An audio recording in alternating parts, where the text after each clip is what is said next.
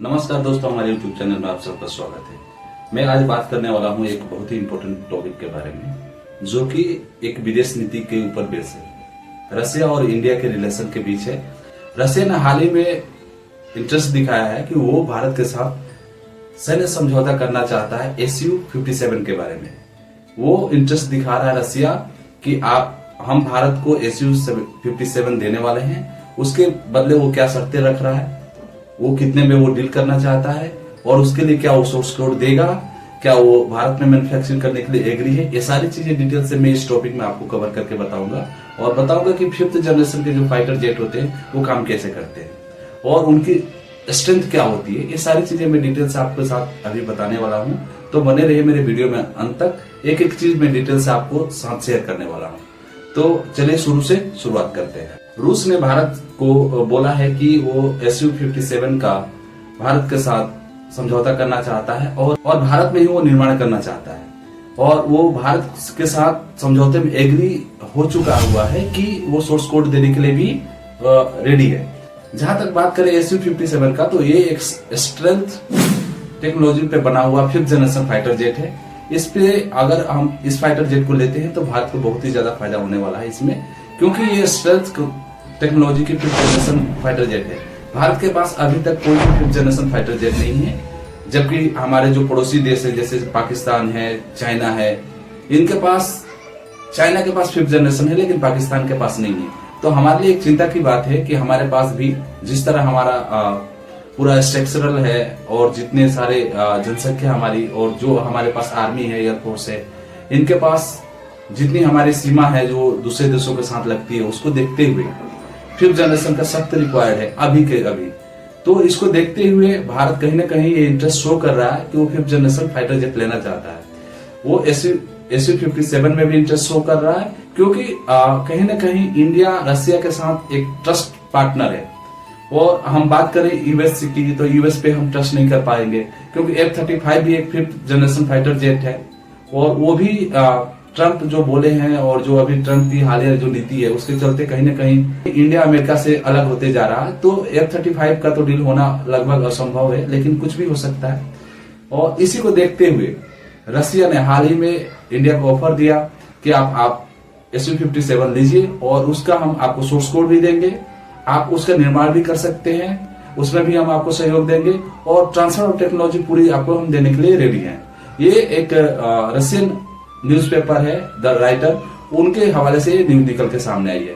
अभी तक भारतीय सेना की तरफ से इसका कोई कंफर्मेशन नहीं है और न ही किसी सेना के अधिकारियों ने बोला है कि हाँ ऐसी कोई बात चल रही है, लेकिन रशियन अखबार में ये न्यूज निकल के आता है और उसी न्यूज को देखते हुए जो इंडिया इकोनॉमिक्स टाइम्स है उनमें भी ये न्यूज छापा जाता है कि भारत कहीं ना कहीं इंटरेस्ट दिखा रहा है।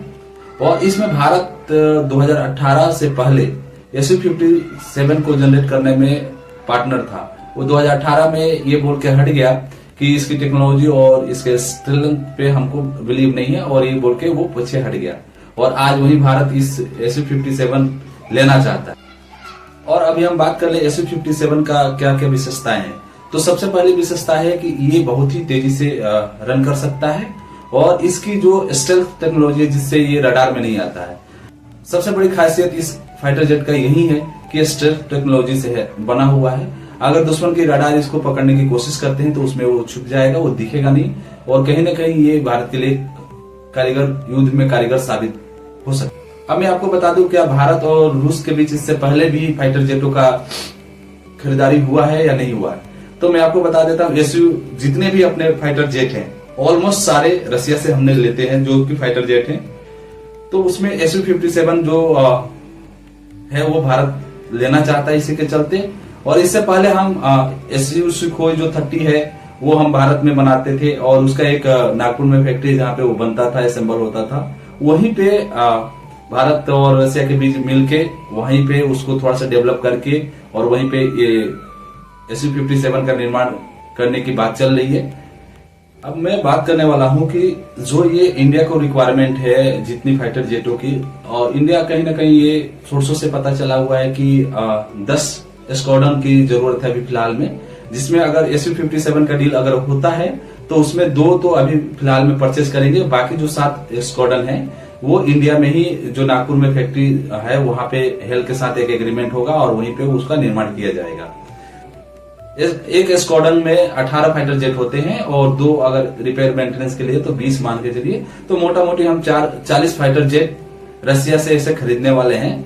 और इसके कंपेयर में अगर F-35 की बात करेंगे तो उसकी टेक्नोलॉजी तो हेवी है और अच्छा भी है। हाल ही में उसका कई जगह क्रैश होने का, और जैसे केरल में वो कई दिनों तक खराब होकर पड़ा रहा, जिसके चलते वो सोशल मीडिया पर बहुत ही ज्यादा वायरल हुआ कि F-35 अच्छा फाइटर जेट नहीं है।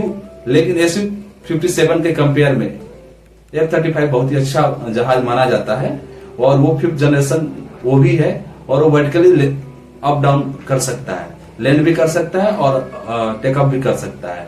Su-35 में ये टेक्नोलॉजी शायद नहीं है, तो इस हिसाब से देखें तो भारत के लिए एक अच्छा डील भी साबित होगा। और सबसे बड़ी बात की अभी तक इंडिया के पास अपनी खुद की टेक्नोलॉजी नहीं है जिससे वो फाइटर जेट का इंजन बना सके।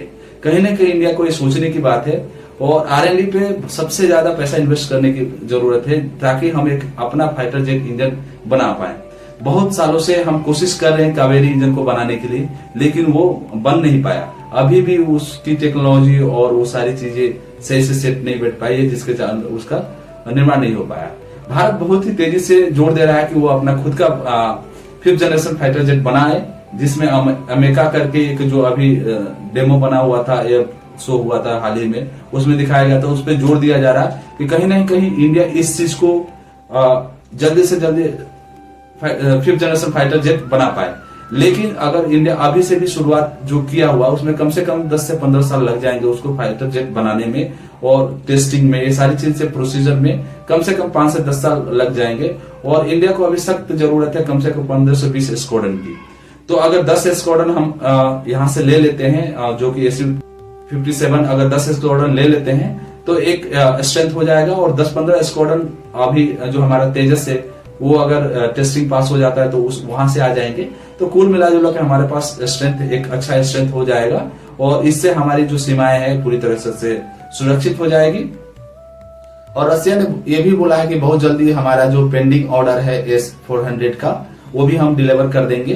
तो ये एक न्यूज था जो आप लोगों के साथ मुझे शेयर करना था। आप लोगों को ये न्यूज कैसा लगा, आप इस बारे में क्या सोचते हैं, प्लीज कमेंट करके बताइए।